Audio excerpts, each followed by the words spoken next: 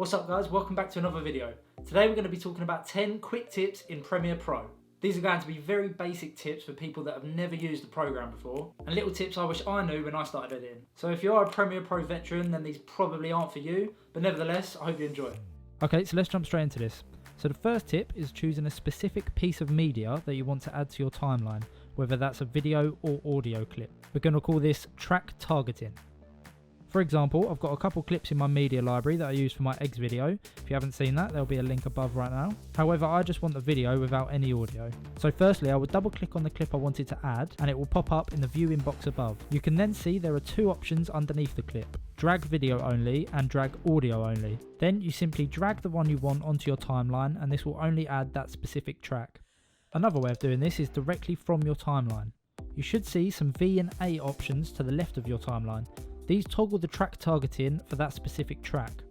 So if you click on the video you want to add in your media library, if this is a brand new project, you should see two new V&A options appear. Click on the specific track you wish to add, whether that's the video or audio, or both, then simply drag the clip over and it will add it to your chosen track. This is quite useful for any stage of your editing process and just speeds up adding clips to your timeline. The second tip is jumping to the end and beginning of clips. We're going to call this jumping to edit points. This can be done by using the up and down arrows and is a simple yet effective way to quickly move between clips on your timeline. I mainly use this when I'm editing one specific clip and want to view it from the beginning more than once, but desire a faster way than using the mouse. This can also be utilised by including the first tip and selecting the specific track you wish to edit. This way you can only move between the clips on that track. For the next tip, we are going to be looking at the Track Select Forward tool. Now obviously this is already a tool, so most people may know about it, however it can be overlooked and can come in useful from time to time.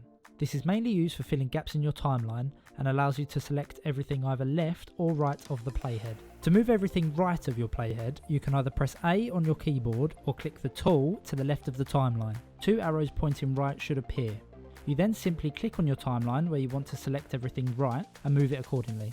The same applies for the left, however you press Shift and A, then just repeat the process. The only thing you have to think about when using this tool is if there is a clip, whether it be music or an adjustment layer that spans across the whole timeline, using this tool will move those as well.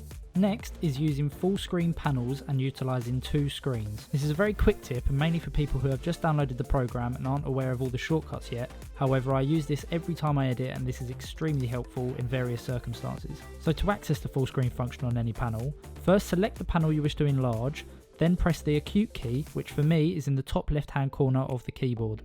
I mainly use this for the program monitor to watch my project back on a larger screen. You can also undock panels and make them a new window.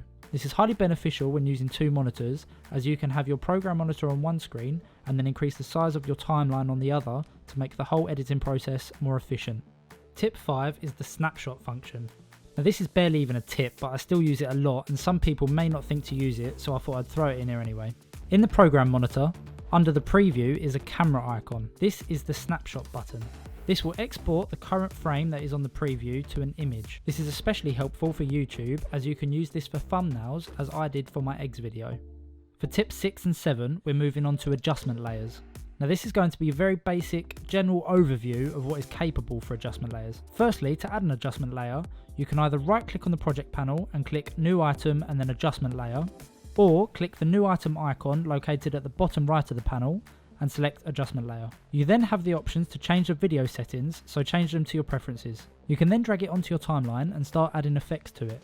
You can add any effect to this, whether it be a transform or colour changing effect, and then any clips underneath it will be affected and changed. For this tip, we're going to look at colour grading using adjustment layers. This can be used if the lighting and scene doesn't change across multiple clips. Just colour grade the adjustment layer and then expand it across all the videos you wish to affect, and this will apply the colour grade to them all. Another use for these are black bars you may see in a lot of creators' videos to make them look more cinematic. To do this, create a new adjustment layer and leave the video settings as they are. Then add it to your timeline and add the crop effect to it, which can be found under the Video Effects Transform folder. You then adjust the top and bottom crop to 13% and you'll have your cinematic black bars. Tip 8 is changing the speed of a clip and utilising the reverse function. This is another simple one for fresh Premiere Pro users, and also partially a camera trick, however it can still be useful to know. So to change the speed of a clip, right click on that clip and choose speed/duration. You can then change the speed accordingly. There are a few options below the speed, and these can come in handy in different scenarios. The first two are quite self-explanatory. However, the third, the ripple, edit, shifting, trailing clips option, when speeding the clip up, choosing this will close the gap between the new shorter clip you've just made and the clips thereafter. You can also use the reverse function to your advantage when thinking about physically shooting your footage. I used this in my eggs video for the first shot. I wanted to zoom into the eggs and then whip away. However, trying to find the focus whilst walking towards the subject was quite difficult. So I whipped up to the position I knew was in focus and then walked away. I then reversed that clip in Premiere Pro and it turned out how I originally envisioned it. This is a common technique used in filmmaking and is a good thing to remember you can make use of when planning out your shots. Moving on from that, for tip 9, we'll look at speed ramping.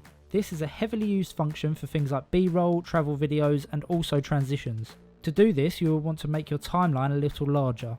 This is when tip 4 can come in handy. You will then want to enlarge the size of the track where the clip you wish to edit sits on. Do this by either hovering over your chosen track and then holding Alt while using the scroll wheel on your mouse, or just adjusting the zoom of the whole video section. Once your track is slightly bigger, a line should appear on your clip. This should be set to opacity by default. To change it to the speed function, right click on the FX icon in the top left hand corner. Then choose time remapping and speed. The line on your clip will now control the speed of the clip. Using this as is currently is an alternative to tip 8. To start speed ramping, you'll need to make some new points. To do this, change to the pen tool, either by pressing P on your keyboard or by clicking the icon on the tools menu. You can then add points on the line to create sections. Each section can then be altered without affecting the whole clip. After this, you can change back to the selection tool using V on the keyboard and start changing the speed of the sections. After you are finished, you can then adjust and smooth out the speed ramps by selecting one of the two half markers sitting on each point and drag them out. If you're zoomed in enough, you may also notice an adjuster in the middle of the two halves. Altering the angle of this will change how fast or slow the speed shifts.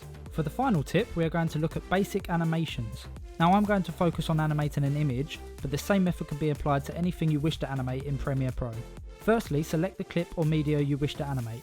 Then move over to its effect controls. Start by moving the playhead on the clip's timeline to the start position. To start animating something, you have to click on the stopwatch icon to the left of the property you want to animate. A new keyframe should appear. Then, while still on the first keyframe, change the property to what you want it to start at. You can then move the playhead along the animation timeline to the point you want it to change. Now add a keyframe and change its position.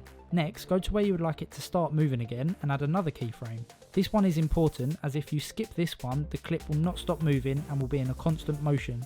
Finally, go to where you would like it to end, add the last keyframe and change its position. When you play it back, you should see the clip animated how you wanted it to be. Right, so they're my 10 quick beginner tips for Premiere Pro. I hope you enjoyed it. Would help if I'm in focus. If you did, I'd appreciate it if you left a like, and I will be doing more Premiere Pro tutorials in the future. So if you want to see them, please subscribe. Otherwise, have a good day and I'll see you next time.